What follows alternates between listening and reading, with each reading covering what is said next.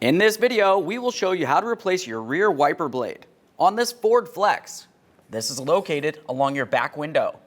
Let's get into it.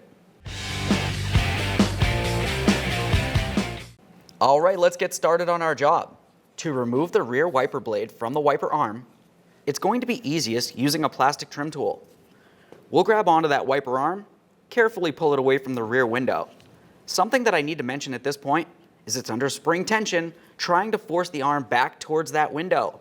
So you want to make sure you're holding onto it firmly. We'll continue on with the trim tool, lift this up, and put this in between the wiper arm and the wiper blade.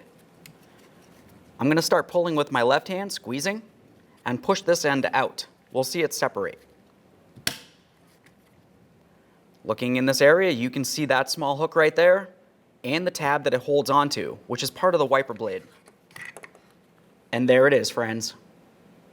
All right, let's get ready for the installation of our brand new wiper blade. When we go to put this in place, you want to pay attention to the slot on the wiper arm. You'll notice it comes rearward diagonally. So as we're pressing this into place, you want to also be pulling it diagonally. We'll press it in, listen for a click, and make sure it's secure. Carefully rest the wiper blade against the rear window.